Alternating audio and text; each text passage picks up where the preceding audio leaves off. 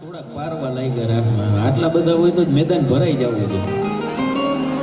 બેઠું વારા ફરતી 10-15 ના વારા કરી નાખાય.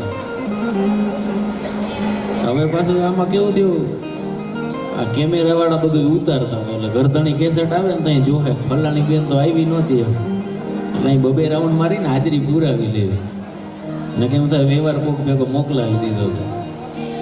કારણ કે આપણે તો અહીં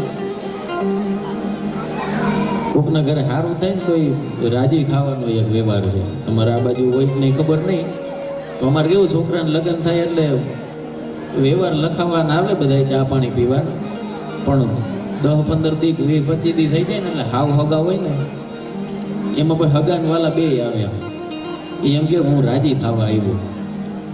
એટલે આનાથી વિશેષ ગૌરવ કે રાજીપો કેવો હોય શકે કે માણા રાજી થવા હાટું થઈને આપણા ફળિયા આવે. કારણ કે બહુ વિચિત્ર દોરમાં હું તમે જીવી રહ્યા છીએ.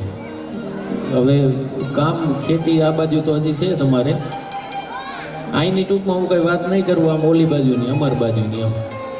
હવે આપણે ઘડીક રહેવાના કામ જો મશીન કપડાં ધોતું હોય ને બેન બાજુ બેઠા હોય, બહુ વિચિત્ર દોર છે એમ. અને પાછા એ જ બેન સાંજે જીમમાં જાય ત્યાં આપણને નવાઈ લાગે, મારો હાવ ઓઘો જ હિરગો છે એક જાતનો. એટલે હા ઘરે જે કઈ ના આવ્યો હોય મને કમરમાં તકલીફ છે એ પાછા રમવા ન આવતા ને કઈ પકડાઈ જાવ. કારણ કે કામ મૂળ આપણે ખેડૂ માણા બધા કામ ઓછા થયા ને એટલે પછી માંદાઈ પડવા માંડ્યા એમ. નકર આપણા ગઈઢા હતા એ બધી ડિપ્રેશનમાં ન જતા, એને ખાલી એક જ હતું મને મૂંઝારો થાય એમ. મામા ફોઈની નાટા મારી આવે એટલે એ મૂંઝારો બધો હમો નમો થઈ જતો. પણ ઘણી વખત આપણને એ સવાલ થાય એમ કે આ તમારા લગ્નનો માહોલ એવું નથી હું અહીંયા આવ્યો ને રૂડું લગાડું, પણ અમારે કેવું હરોજ સાંજે કોકના તો હોય જ એમ, રોજ લગ્ન જ હોય. અમે અહીંયા જાય ને ખબર પડી જાય ઘરધણીને કેટલો હરખ છે ને, 10-15 મિનિટ રોકાય ને એટલે. પણ આટલો બધો ઉન્માદ અને હરખ જોઈને આપણને રાજીપો થાય કે આપણામાં રાજીપો વહીધો છે હજી કે અમારો ભાણેજ પૈણે છે, અમારો ભાઈ પૈણે છે, અમારો ભત્રીજો પૈણે છે, એ વાતનો આનંદ હોય. અને પૈસા વાકે હવે પાછું કોઈનું કંઈ અટકતું નથી. પહેલાં તો કેવું હતું કોક નો દિયો પ્રસંગ અટકી જતા, પણ હવે તો આધાર કાર્ડ દિયો તો એ લોન મળી જાય છે. એટલે એવું કંઈ નહીં કે હવે કોઈક હગાવાલા હગા ભાઈ ટાણે જ રિહાઈને બેઠા હોય, અહીંયા કોઈ બેઠા હોય તો નથી ખબર મને. એ બાજુની વાત છે એમ કે માંડ લગ્નનો બધો ભાભાઈ માગા બાગા નાખીને છોકરાને પરણાવવાનો મેળો કર્યો હોય તો હગા માળા રિહાઈને બેઠા હોય. ત્યાં આપણને એમ થાય હગાઓ ખાલી કંકોત્રી નામ લખાવવા હાટું જન્મતા છે, બીજું કામ કંઈ કામ આવતા છે. પણ લોકસાહિત્યની એક કવિતા છે કે અદીઠું રહીને અમૃત અમોને હજુ કોક પીવાયડા કરે છે. અમુક માણસને આમ એને ટેકા કેના હોય, એના રૂપિયાથી કે વ્યવસ્થાથી કદાચ માણસ નાનો હોય, પણ એ માણસના અસ્તિત્વમાં એવડી ત્રેવડ હોય કે આખા બ્રહ્માંડે એની નોંધ લેવી પડે. એવા માણસો માટેની આ એક કવિતા છે. કદીઠું રહી અને અમૃત અમોને હજુ કોક પીવાયડા કરે છે, હજી મોત નહીં ફાવે લાગ તારો જીવન હજી અમને કોક જીવાયડા કરે છે. માણા આમ જાકારો દઈ દે કે હજી મોત નહીં ફાવે લાગ તારો જીવન હજી અમને કોક જીવાયડા કરે છે.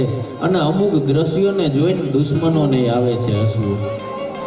અમુક ચિત્રો માણસને એવા થાય કે અમુક દ્રશ્યોને જોઈ અને દુશ્મનોને આવે છે હસવું કે અમે જ પ્રેમપૂર્વક બનાવેલા ચિત્રોને અમારા જ મિત્રો બગાડ્યા કરે છે. અદીઠું રહીને અમૃત અમોને હજુ કોક પીવાયડા કરે છે. મજા માણસને તો આવે કે માણસના હામો માણસ હાલે એમ. મેં શરૂઆતમાં કીધું કે તમે રૂપિયા નાખી અને તાઇફો ઊભો કરી હવે લાગણીઓ વેચાતી ન મળે. એના હાટું તો તમારે કોકને એક ફોને બોલાવવો હોય ને તો કોકના એક ફોને તમારે ત્યાં જવું પડે. તઈ માણસના વ્યવહાર હચવાય, તઈ માણસના વ્યવહાર ઉભા રહીએ. કારણ કે માણસ આખી જિંદગીમાં એક પુરુષ તરીકે માણસ 50-55 વર્ષનો થાય એટલે એના ઘરે પ્રસંગ આવે ને ત્યાં આપણને ખબર પડે કે આ માણસે 55 વર્ષમાં કર્યું શું હોય છે. આ લગ્નનો આ પ્રસંગ અને આ મેદની આટલા બધા માણસો એ અહીંના વ્યવહારનો આ પ્રમાણપત્ર છે. પછી પ્રમાણપત્ર વ્યવહારિક માણસને માથે કોઈ શીંગડા પૂછડા ન હોય, પણ માણસને ત્યાં માણસ આવે, બેનો આવે, ભાઈ આવે, ભારું આવે અને રાજી થઈ જાય.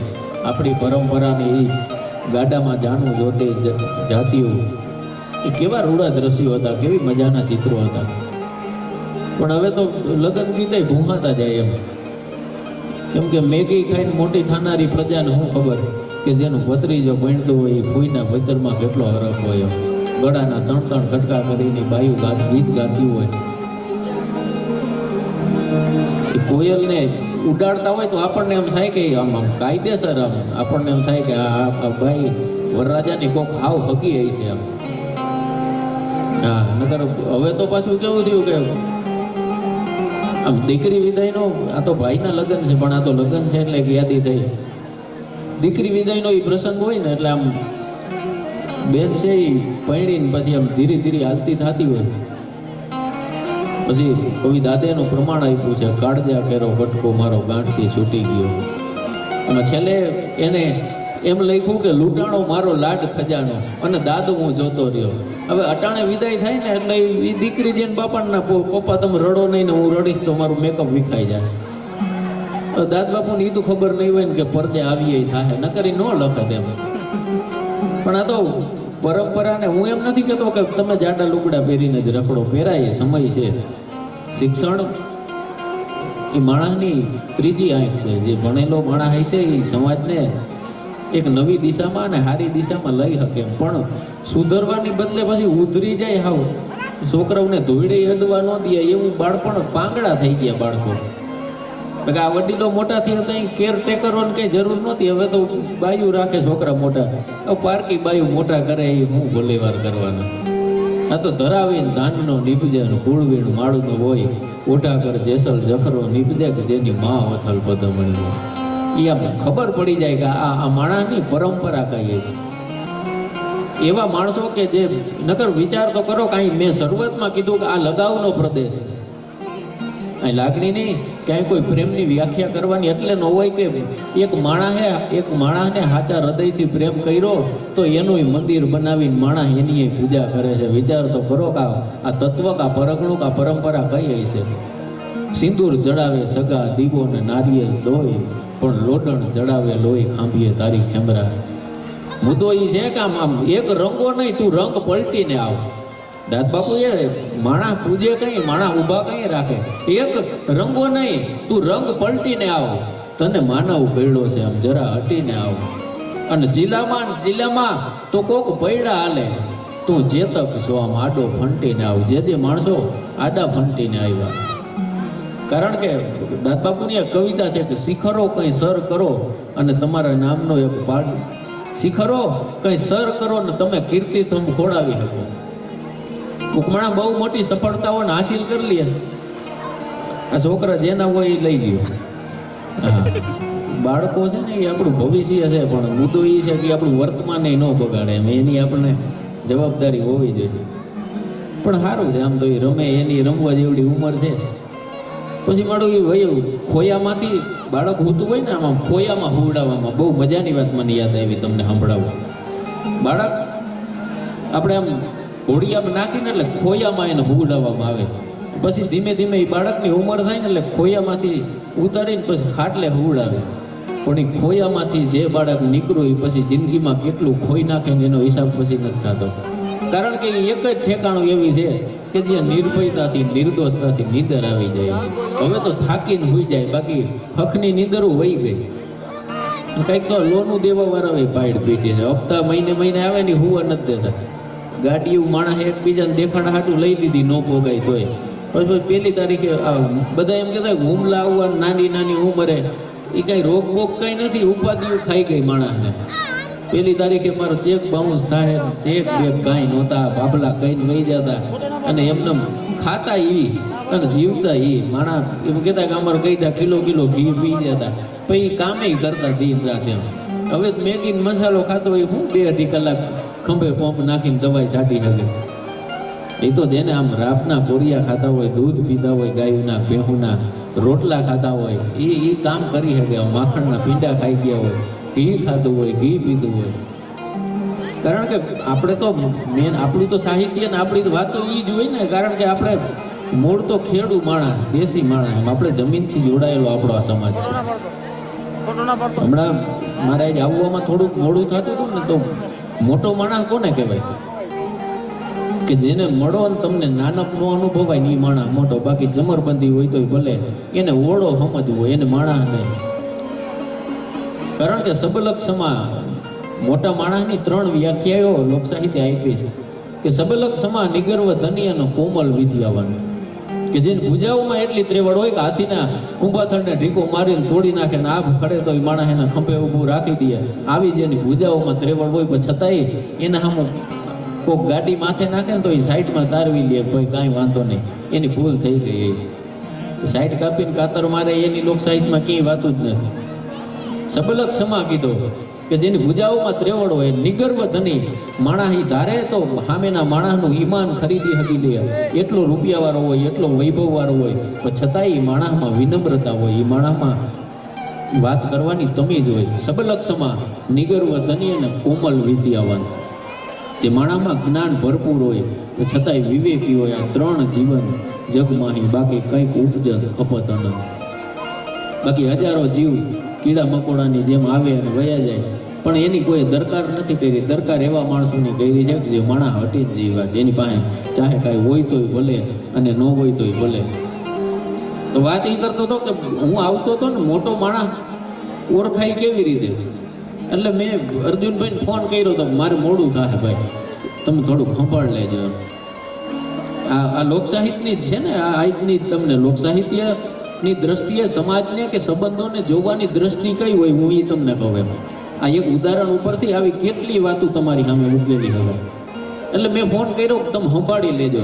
હવે એને ફોન કર્યા પછી એની પાસે 2 રસ્તા રહે. ધારે તો એક તો મારી ઉગાડ કરે કે આને ન કહેવાય, કોઈ દી ટાઈમે ન આવે. માણસ 70% પબ્લિક આ જ કરે છે અટાણે, વાહેથી કીચડ ઉછાળવાનો ચપ્પલની જેમ. બીજો જવાબ એ થાય કે માણસને હરખ થવો જોઈએ કે આ માણસને હું કામ આવી શકી. એને ફોનમાં કીધું કાંઈ વાંધો નહીં, હું સંભાળી લઈ. હું સંભાળી લઈ એ તો મેં અર્જુનભાઈનું તો ઉદાહરણ આપું છું, પણ તમારી પાસે એનું કોઈક કામ લઈને આવે ને તો રાજી થાય જો કે ઈશ્વરે તમને લાયક બનાવ્યા, કોઈક માણસ તમને કામ ચીંધી શકે. આ તો એને ખબર પડે ફલાણા ભાઈની લગ્ન છે અને સામો આવતો હોય તો પછી મારા શેરીયું બદલી નાખે તો ઈશ્વરને શરમ થાય કે આને ખોટું મેં આપી દીધું. 2 ભાઈબંધ હતા ને, એના એમાં એક ભાઈના ઘરે દીકરીને લગ્ન હતા. બહુ નાનો માણસ, કારણ કે નાના માણસને પછી કેવું એને હગાઈ ઓછા હોય. હગા તો જેનો આમ જાકમ જોડને જલજલા હોય ને એના જ હગા જાજા હોય. એટલે એની દીકરીને લગ્ન ઘરે બહુ પૈસા નહીં, એટલે એને વિચાર આવ્યો કે માગવા કેના પાસે જાવ. એને એમ થયું કે બીજા તો બધાય રસ્તા બંધ છે, પણ મારો એક બાળપણનો ભાઈબંધ છે એને ત્યાં જાવ. ઇજ્જતવાળો આબરૂવાળો માણસ દીનો જાતા હરમાય. એટલે રાતે 2 વાગ્યા સુધી એને ઘરમાં ઓરડામાં આટા માર્યા. કારણ કે માગવું ને એ દુર્દશાનો એટલો આભાર હોય છે. હું મળું છું જેને બધા મુજથી સમજદાર હોય છે. માણસની પરિસ્થિતિ નબળી હોય ને, તમે જેને મળો ને એ બધા તમને સલાહ જ દેવા માંડે. એટલે મારી સાહેબે આ ગઝલ લખી છે, દુર્દશાનો એટલો આભાર હોય છે. હું મળું છું જેને બધા મુજથી સમજદાર હોય છે. અને એ ખબર પડે તો મજા કેટલી પડે કે ઈશ્વર જગતમાં કોનો તરફદાર હોય છે. એને એમ થયું ક્યાં માગવા જાવ, ક્યાં જાવ. આમ 2 વાગ્યા લગી એના ઘરમાં આટા મારીને એને એમ થયું કે હવે તો જવું જ જોઈએ, બીજું કંઈ મારા આગળ મારા નથી. એમ 2 વાગ્યા હતા રાતના, અડધી રાતનો મજર ભાંગેલો. અને ધીરો એ માણા ગામની શેરીઓમાં થઈ અને એના ભાઈબંધના પાછલા દરવાજે જઈ અને નાનકડી ઢકલી હતી ને ખખડાવી, જાગે છે કોઈ? એટલે અંદરથી એના ભાઈબંધના પત્ની હતા એ જાગી ગયા. કોક દરવાજે આવ્યું છે, દરવાજા ખખડાવે છે. જઈને કીધું કે હા કે મારો ભાઈ છે ઘરે, હા છે ને, આવો ને. એટલે જઈ અને કાંઈ બોલ્યો નહીં. ભાઈબંધ એને જ કહેવાય કે જ્યાં કોરી ટપાલ લખોની વાંચી લે. બાકી ફોન કરો ને આખી વાર્તા સાંભળી લે, મારા આગળ પૈસા નથી ને પછી છેલ્લે એમ મૂકવા ટાણે એમ કહે કે 2 દી પહેલા જ ઓલન દઈ દીધા, વહેલું કીધું હોત તો. એની નહીં વાત એવા માણસની છે કે આ જઈને ખાલી બેઠો ને એટલે એને એમ કીધું કે હું મૂંઝવણમાં પડી ગયો, બોલ હજી તારો ભાઈ બેઠો છે એમ. એટલે માણસે કીધું મારી દીકરીના લગ્ન છે, પણ વરસ થોડુંક નબળું છે, તું થોડોક ટેકો કર. મારે 50,000 રૂપિયાની જરૂર હતી, હમણાં મુલાઈ થઈ જાય ને વેચાઈ જાય એટલે હું તને આપી જાય. કે અરે ગાંડા એમાં હું મૂંઝાઈ ગયો. દેવું એવી રીતે કે માગનારને એમ ન થાય કે મેં એની પાસે માગ્યું એમ. અરે એમાં હું મૂંઝાઈ ગયો, મારે દેવા આવવાનું હતું પણ તું અહીંયા આવી ગયો. એ વાત બહુ ટૂંકામાં વાત કરું, એ માણસ પૈસા લઈને એને ઘરે પાછો વયો ગયો. એટલે એ માણસ વયો ગયો ને 5 મિનિટ થઈ એટલે ઓલા બેન છે એના રૂમમાંથી પાછા આવ્યા. ભાઈ બેઠો બેઠો રોતો હતો. એટલે બાઈ અને પતિને પૂછ્યું કેમ રોણું આવ્યું? અફસોસ થાય છે કે આ 50,000 લઈ ગયો એ પાછા નહીં દઈ જાય? કે ના ના એવું કાંઈ નથી. કે તો તને એમ થાય છે ખોટા ઠેકાણે દેવા ગયા? ના ના એવું નથી. તો તને રોણું શેનું આવે? ત્યાં માણસે કીધું કે રોણું એનું આવે કે એને મારા ઘરે માગવું આવવું પડ્યું. મારી ફરજ આવે કે એના ઘરે પ્રસંગ હતો તો હું ત્યાં ઊભો રહું. ફરવાણી જેની હાચી હોય દુકાળમાં ડૂકે નહીં, પણ પાપી હોય જેના પેટ એની કોઈથી ભેખડ ન દોજે બુદરા. મજા એ છે સંબંધોની. ચાહે મોટો, મેં શરૂઆતમાં કીધું મોટો માણસ જ એને કહેવાય.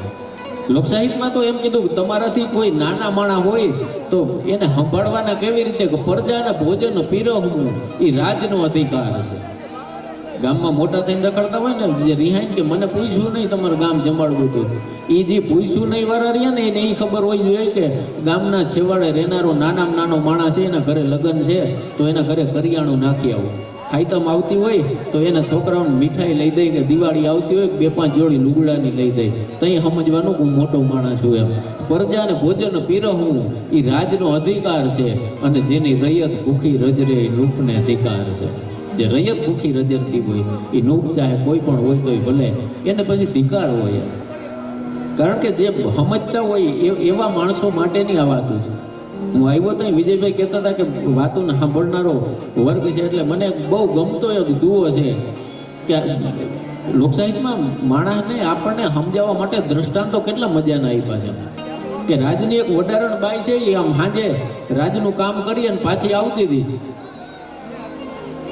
એટલે રસ્તામાં એક ચમકતો પથ્થર એને જોયો. રાજની વડારણ બાઈ દાસી, એને શું ખબર કે આની કિંમત શું હોય છે, પણ ચળકાટ જોઈને લઈ લીધો. ગરીબ બાઈ રાજમાં વારવાનું કામ કરે એટલે લઈ અને પગની પાનીએ રાખી દીધો. રાજની વડારણ છે એ મોજડીયું પહેરતી એ વખતમાં, એટલે મોજડીએથી પગની પાનીએ દબવી દીધો. લઈ અને ઘરે ગઈ. આખી રાત એ પથ્થરને જોયા કરે. ખબર થાય આને હું વેચી આવી એને છોકરાઓને ભણાવશું, છોકરાઓને જમાડશું, સારું મકાન બનાવશું. આવા સપના જોઈને માંડ રાત ગઈ.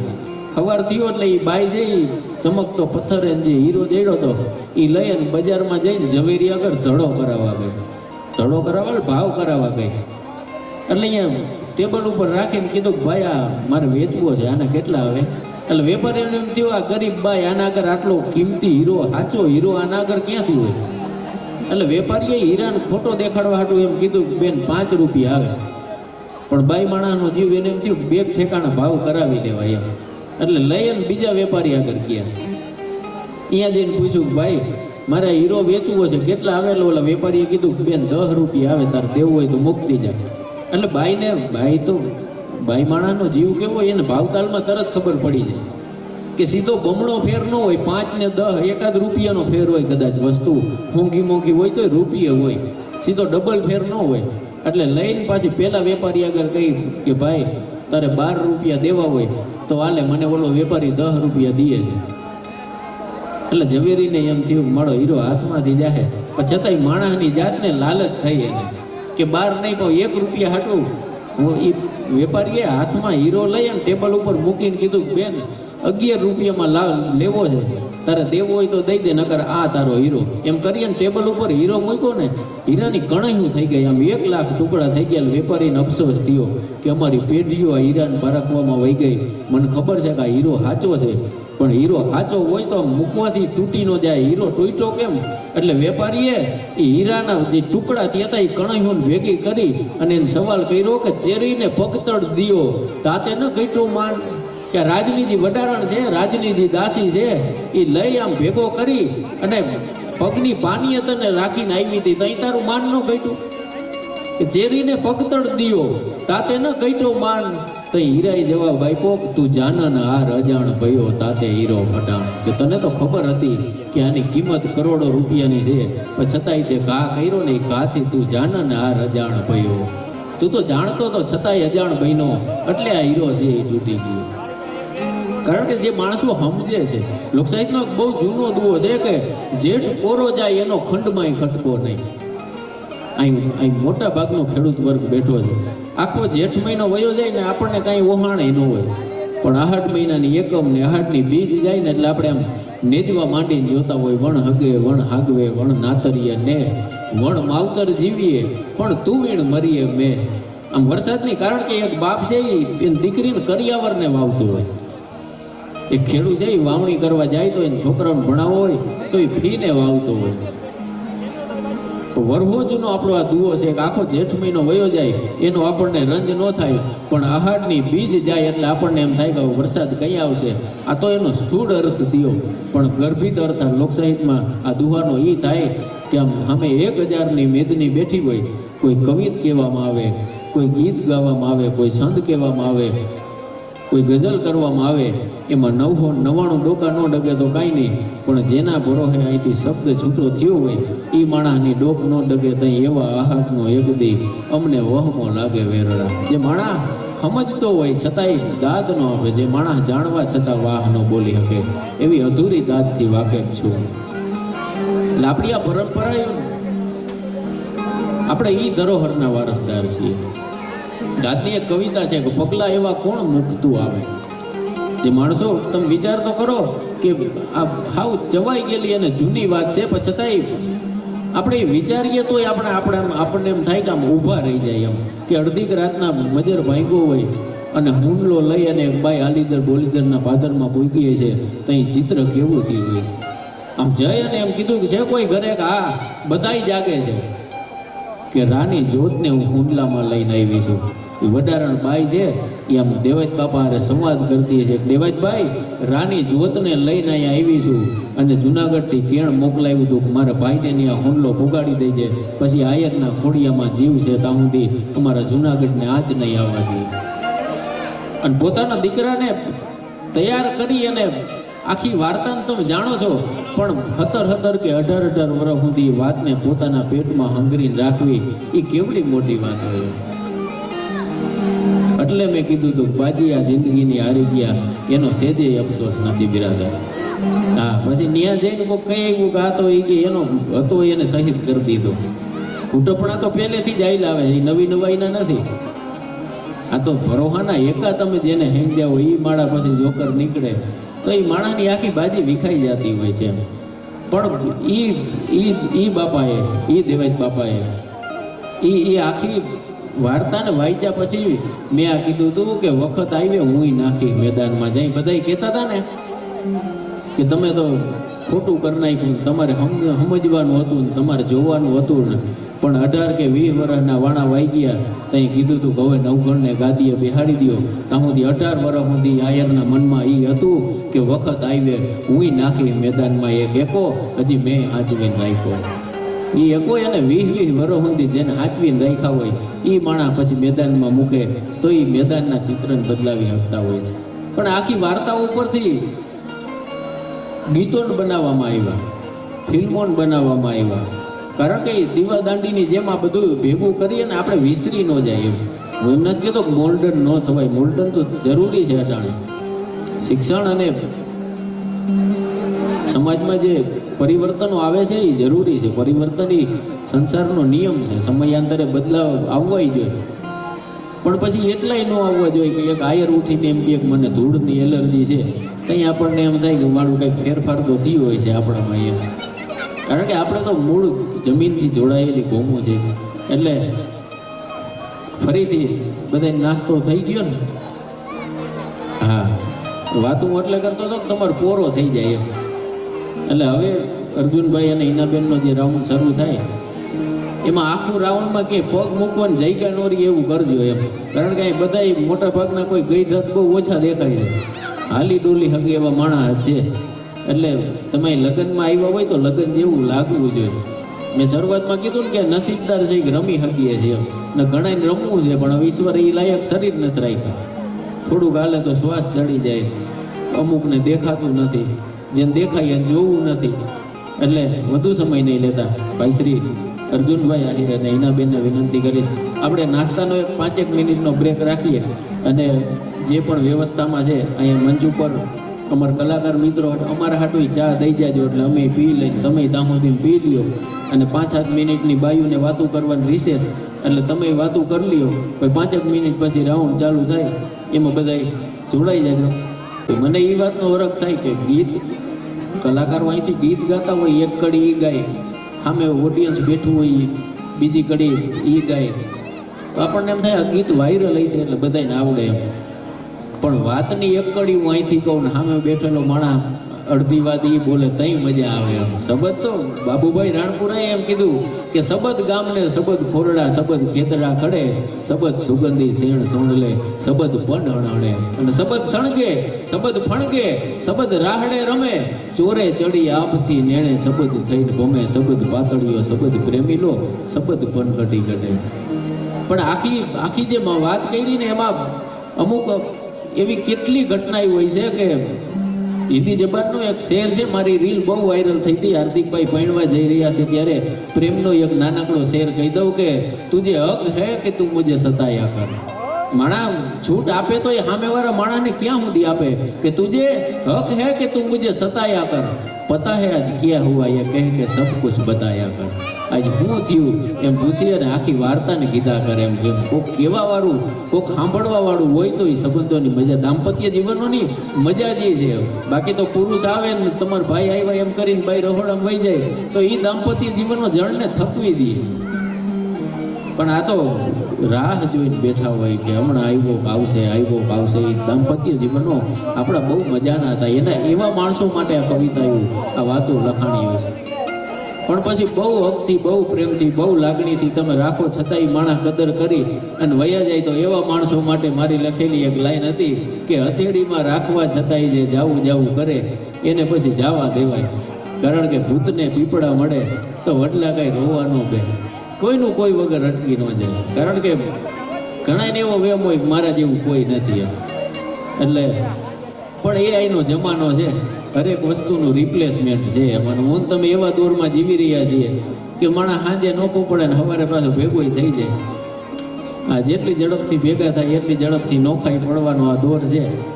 પણ સંભાળીને રહીએ, સંસ્કૃતિ ભજનની આસપાસ રહીએ તો જીવી જવા એમ. કારણ કે માણસનું પોતિકાપણું છે ને, હું કોણ છું, મારું મોહાળ કોણ, મારું કુટુંબ કોણ, આ વાતના જ્યાં સુધી મારું કુળ કયું, મારું ગામ કયું, આ વાતના નશા હોય ને ત્યાં સુધી માણસ જીવી જાય એમ. બાકી તો જેને કાંઈ લેવા દેવા જ નથી. અમુક માણસોને એ કોલેજોમાં ફંક્શન હોય ને તો આપણને જોઈને દુઃખ થાય, કહેતા તો દુઃખ જ થાય, પણ અમુક જોઈ તો આપણને એમ થાય કે અમુક છોકરા એના બાપને એના મિત્રો હારે ઇન્ટ્રોડ્યુસ ન કરે, મતલબ કે ઓળખાવે નહીં કે અમારો બાપ છે એમ. એનું કારણ એટલું જ કે બાપ હેન્ડસમ ન લાગતો હોય.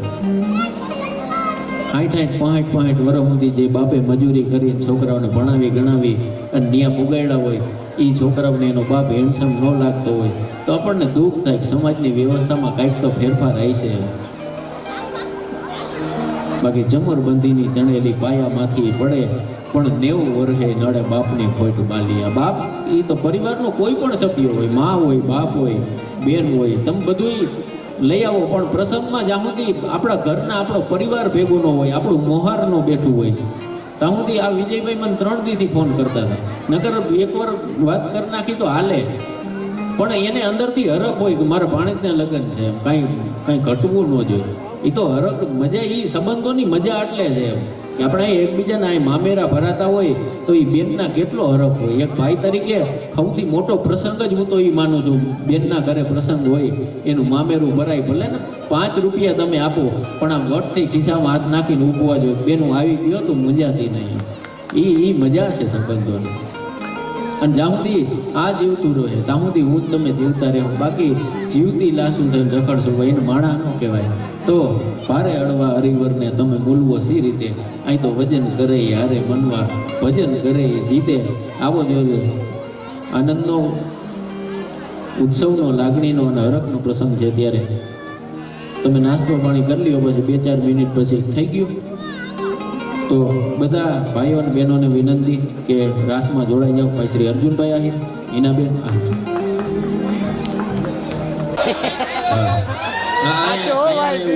હાર્દિકભાઈ કે અહીંયા વરરાજો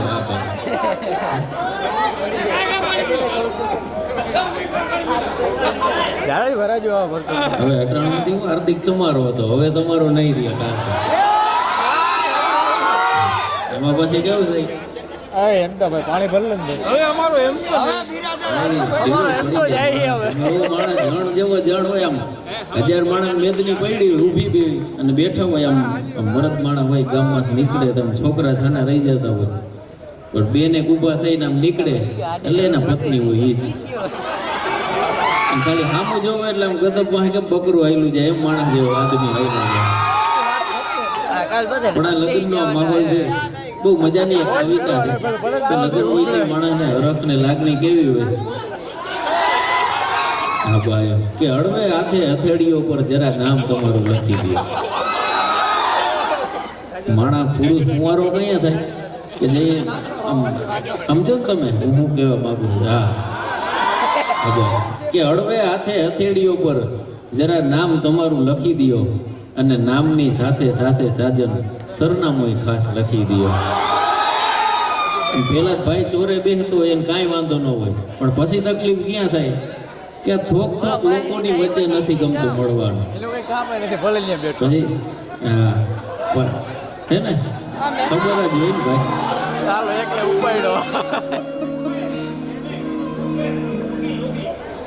ભાઈ યોગી ભાઈ હા થઈ જાય તારાય થઈ જાય ભાઈ. બાકી છે વારા ફરતી બધાય ને આવી જાય મેરામણ ભાઈ બધાય બધા પાછા અમને બોલાવજો ટીમ આના જ રાખજો સમજ્યા અમારું હાઈલા રાખે એવા આશીર્વાદ કે તમારા થઈ જાય. હા તો વાત ઈ કરતો તો કે સાંભળો ભાઈ લાખ રૂપિયાની વાત ના ના કવિતા મરી જાય ભાઈ શબ્દ નહીં લાગે તકો ન મરે. વાત ઈ કરતો હતો કે હળવે હાથે હથેળીઓ પર જરા નામ તમારું લખી દો અને નામની સાથે સાથે સાજન સરનામું ખાસ લખી દો. અને હાર્દિકભાઈ હવે કેવું થાય કે થોક થોક લોકોની વચ્ચે નથી ગમતું મળવાનું.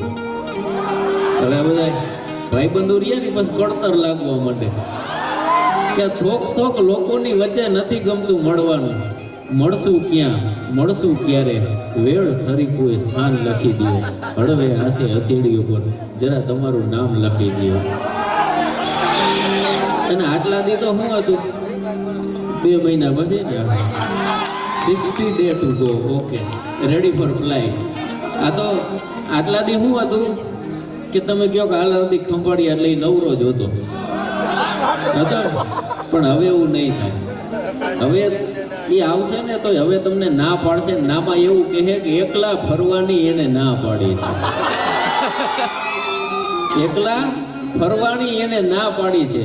અને પેલા જ ગમે ત્યાં ઉતરીને ડખો કરી લેતા હવે એ નહીં થાય.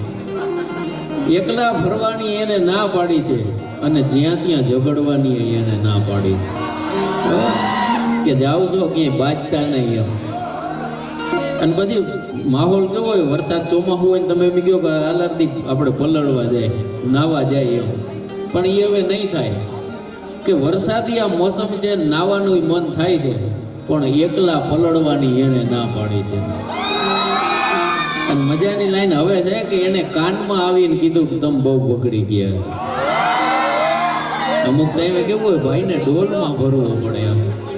હાથમાં તો નહીં ડોલમાં ભરો તો ન હમાય એમ.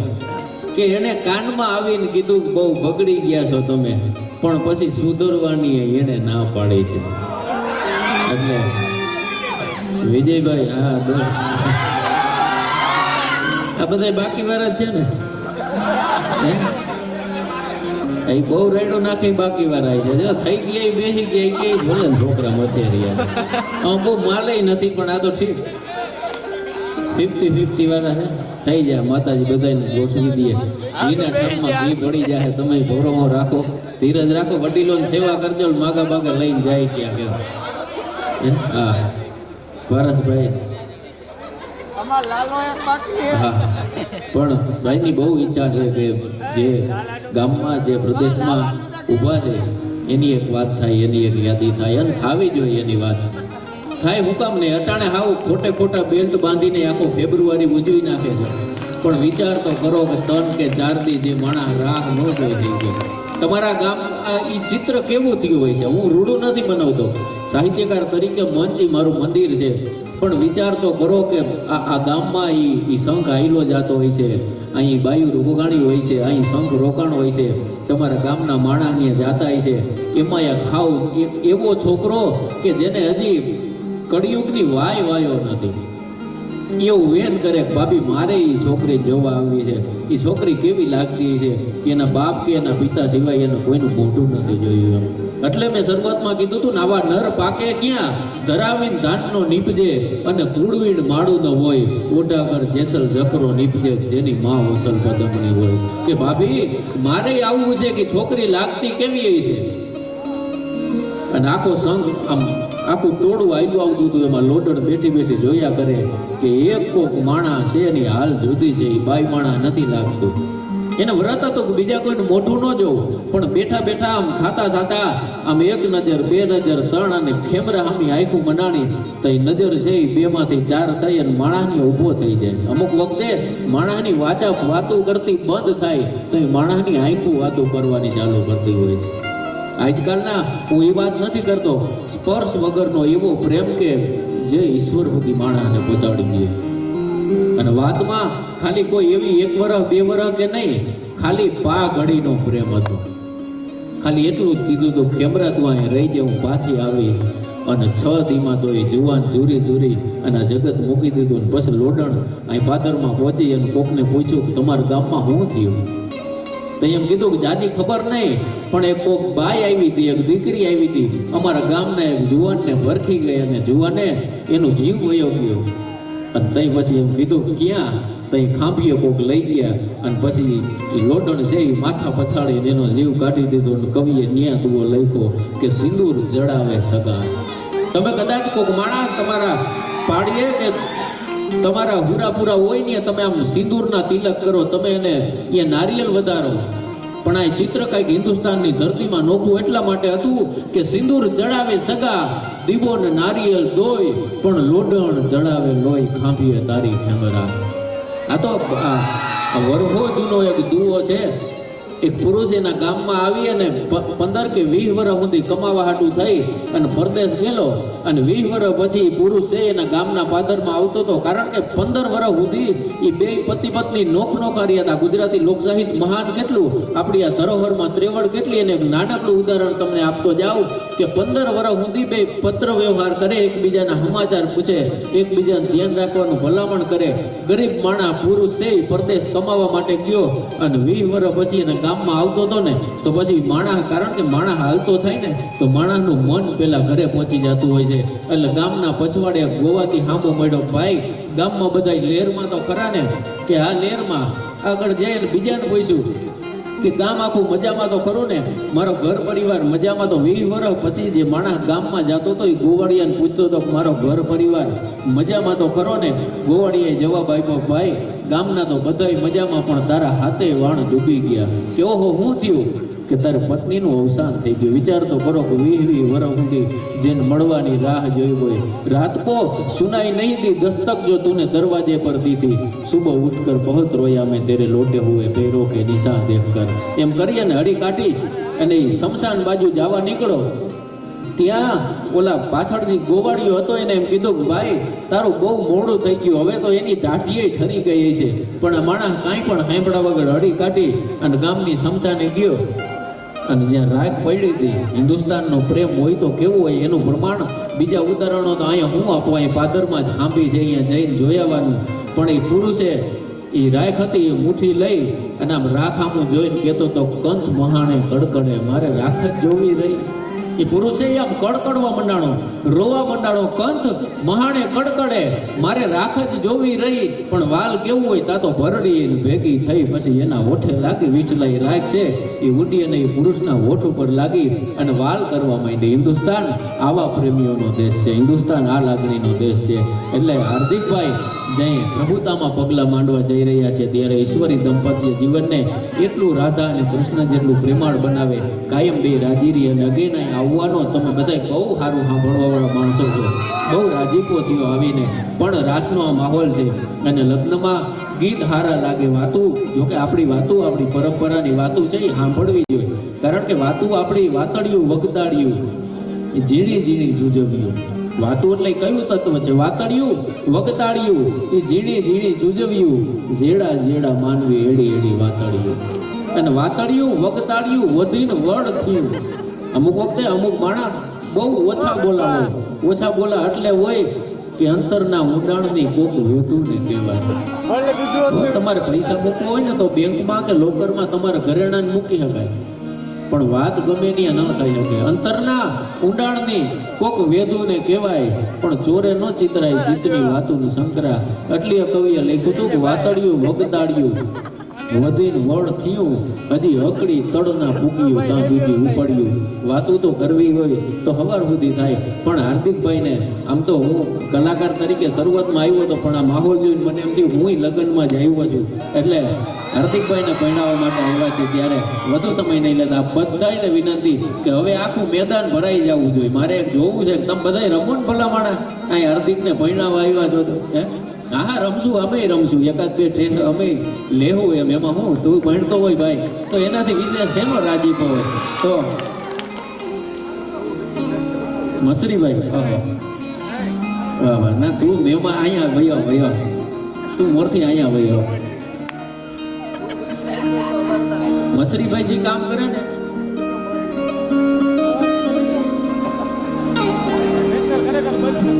મસરીભાઈ કરે ને હવે જે કામ કરે ને ખરેખર અઘરું બહુ છે. કે કલાકારને કેવું હોય કે પોસ્ટર કે બેનરમાં ફોટો ન હોય એવી જગ્યાએ જવું ને માણાને આમ એવું લાગે કે આ ઓકવર્ડ લાગે. આમ તો તમે ખબર નહીં સમજી શકતા છો હું કહેવા માંગુ. હા બસ, કેમ કે તમારો પડકારો જોઈને મને એમ થાય કે બધી ચોખવટની જરૂર નથી. એમ ગધેડા ને દફણા ને તેજીને ટપોરો જ કાફી હોય ભાઈ. હા, પણ અમુક વખતે કેવું હોય કે લાગણી છે ને એ સર્વોપરી. મેં શરૂઆતમાં કીધું કે વિજયભાઈનો ફોન આવ્યો ને ભાવતાલ બહુ ન એટલે કરવાનો કે માણસે બહુ ભાવથી કીધું હતું એમ. અને પછી કોઈક ભાવ બહુ દેતું હોય ને તો બહુ ભાવ ખવાય નહીં, એ ભાવને રાખી લેવાય. ભાવ છે ને એ માણસ જીવાડી દે એમ. એટલે મસરી બહુ ભાવક માણસ છે. આ બાજુ પ્રોગ્રામ હોય નગર આજ તો એનું કાંઈ નથી, પણ છતાંય અમે કીધું કે ભાઈ તું આવ્યો છો અને ગા તો અમને મજા આવે છે. એ બાને અમે બધા હરોજ ભેગા નથી થતા, અમે કંઈક જ ભેગા થાય. પણ જેને અર્જુનભાઈનો પ્રોગ્રામ છે તો એ આપણો જ પ્રોગ્રામ થયો એમ. એટલે મસરીભાઈ માટે જોરદાર તાળીઓ થઈ જાય છે. અને મસરીભાઈને વિનંતી કરું કે આવું ભાઈ તને આનંદ આવે એવા ડાયરા લેરાવે એવા માતાજીના ચરબી ભાવ ગીત ગરબા. અને આ બધાને વિનંતી કે બધાય મોટી સંખ્યામાં રાસમાં જોડાઈ જાયજો. ભાઈ શ્રી હાર્દિકભાઈને નવા જીવનની ખૂબ ખૂબ શુભેચ્છાઓ. ભાઈ શ્રી મસરીભાઈ આહિર. હવે તારે કોને જવા દેવા છે? હાર્દિકભાઈની ફરમાઈશ છે કે હથેળીમાં રાખવા છતાંય જે જાવું જાવું કરે એને પછી જવા દેવાય. કારણ કે ભૂતને પીપળા મળે તો વડલા કાંઈ રોવા ન કરે હે. એટલે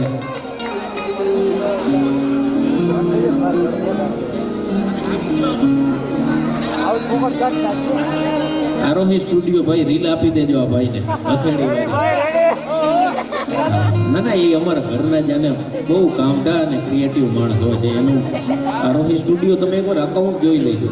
વિડીયોવાળા એ એવી મહેનત કરે છે કે જે દેખાતી જ નથી. આપણને તો રૂડા રૂપાડા આપણે લાગીએ એટલે વાત થઈ પૂરી એમ, પણ એને કોકને રૂપાડા કરવા હોય એમ.